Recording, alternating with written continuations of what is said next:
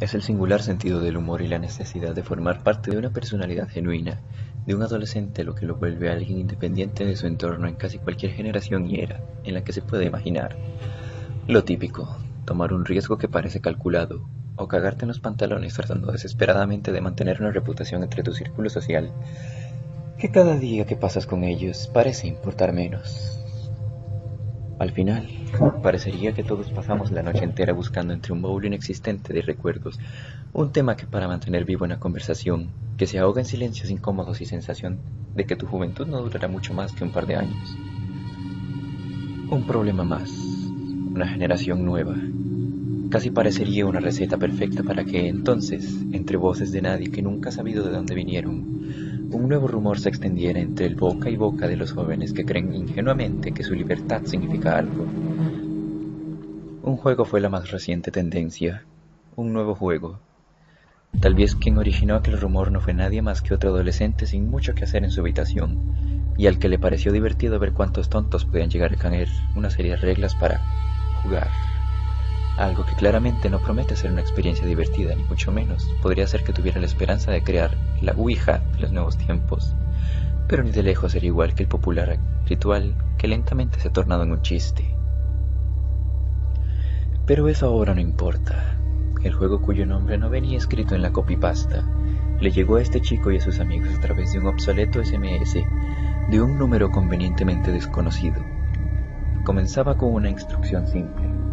Un lugar adecuado, un cementerio, un bosque, un lugar de importancia histórica en su localidad. No había un límite a cuántos podían participar.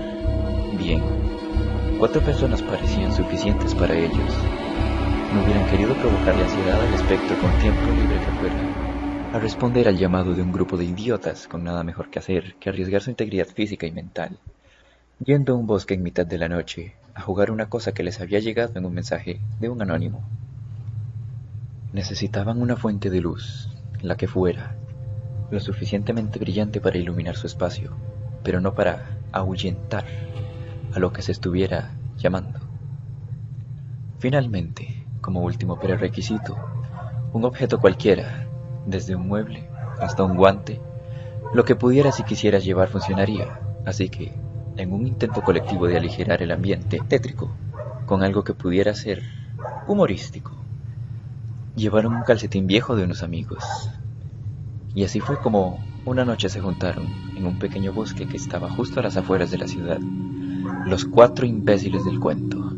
David, José, Daniel y... ¿Entonces qué se supone que debemos hacer? ¿Esperar a que la magia suceda sola? Preguntó David, mientras daba vueltas alrededor de la pequeña lámpara y el calcetín. El mensaje no decía nada más, únicamente que esperáramos. Las únicas instrucciones eran que se colocaran en un círculo alrededor de ambos objetos.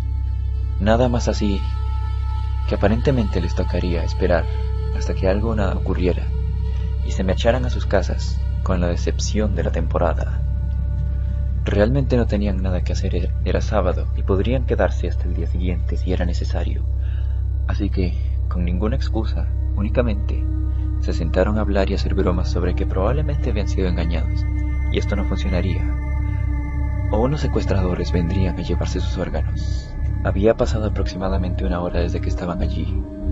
Faltaba 1 minuto para la medianoche, y aunque hubieran podido estar toda la noche allí, era un poco agotador sentarse en mitad de la nada con solamente una linterna y un maldito calcetín viejo. Creo que deberíamos seguir yendo. Está claro que no va a pasar nada. Se levantó José de donde estaba. Siempre que alguien dice eso es cuando pasan las cosas, dijo. No creo que el fantasma o la cosa que nos quiera venir a asustar tenga un horario tan ocupado como para no llegar en 1 hora completa, dijo David. La conversación seguía el mismo hilo de todas las demás, una burla hacia la veracidad de la tontería que estaban haciendo. Era peligroso, no por los fantasmas ni los espectros, sino por la cantidad de cosas que podrían ocurrirles a un grupo de pubertos en un bosque, a medianoche con su nula preparación para la situación. Probablemente el fantasma tiene un asco del calcetín sucio, dijo Daniel. Todos soltaron una pequeña risa, y en el momento que se cesó, la luz de la lámpara se apagó. Un silencio siguió a la oscuridad.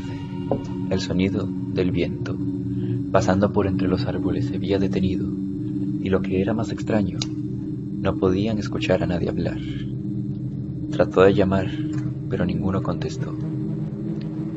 La oscuridad se había transformado ahora en una caja. La rama sobre la que estaba sentado había desaparecido, e incluso el sonido de sus propios pensamientos hacía eco en el vacío. No podía respirar, y cuando estuvo a punto de ahogarse por la presión invisible de aquel lugar, una llama se encendió, y luego todo se encendió. Frente a él había un pueblo en llamas. Los gritos de las personas se mezclaban con el azote de la madera contra el suelo, y el sonido de las casas y los cuerpos siendo calcinados. Una madre con su hijo se paró frente a él, y mientras le decía algo a su hijo, lo obligó a quitarse los zapatos y los calcetines, dejándolos tirados frente a él. Acto seguido, y como si estuviera cegada por una devoción sin límite o una ingenuidad desesperante, arrastró a su hijo en contra de su voluntad mientras caminaba hacia las llamas que estaban consumiendo la ciudad.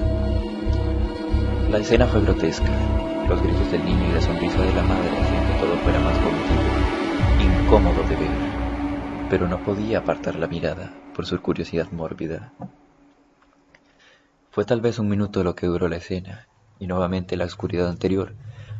Fue poco tiempo antes de que la linterna que había frente a nosotros, o ellos, fue poco tiempo antes de que la linterna que había frente a ellos originalmente pareciera con su luz, un poco más tenue de lo que la recordaba. ¿Ustedes vieron lo mismo?, preguntó Daniel. Las luces se apagaron y de repente estaba en algún lugar de este bosque. Había un grupo de personas acampando y una de ellas dejó un calcetín tirado en el piso, respondió José. Yo estaba en un teatro que parecía realmente viejo y a un señor haciendo títeres de calcetines. Le siguió David. Lo que había visto no era especialmente paranormal, pero era mucho más tétrico de lo que habían mencionado ellos. Así que para no arruinar el ambiente únicamente habló del incendio y un calcetín en el suelo. Daniel había visto algo parecido luego de la oscuridad. Fue algo curioso que todos vieran algo relacionado a un calcetín. Y más, lo que era el calcetín viejo desapareció, y ahora solamente se encontraba la linterna. Había sido una experiencia interesante y buscando un poco, descubrió que esa misma ciudad, hace ya casi 2 siglos, el pueblo que existía entonces, se había incendiado por culpa de una secta religiosa que se había formado en la época. Navegando más entre los sucesos y las historias del pueblo, encontró cosas sobre un titiritero famoso que había hecho varias obras hace unas décadas y fue condenado por delitos de homicidio. Varios de sus títeres eran cuerpos reales. Y como última noticia de hace unos cuantos años, unos campistas habían desaparecido en el bosque en el que habían estado, y lo único que se pudo encontrar de todos ellos fue un calcetín y una botella de agua que había dejado olvidada. Estaba claro para este momento que lo que habían visto eran sucesos que ya habían ocurrido, pero no le interesaba tener más contacto con el juego. No parecía ser dañino, pero arriesgarse nuevamente a ver una escena como la de la madre y el niño no parecía un buen intercambio. Sus amigos, por su parte, como eran unos idiotas aún peor que él, decidieron continuar haciéndolo varias veces, cada vez con un objeto distinto: un zapato, cubiertos, herramientas e incluso comida. Cada vez que se lo contaban, lo buscaba nuevamente y aunque fueran tiras de 1 o 2 párrafos, siempre encontró información al respecto de las cosas que veía. Un asesinato, genocidas, personas corruptas, violadores. Había de todo en aquellos anuarios y artículos periodísticos.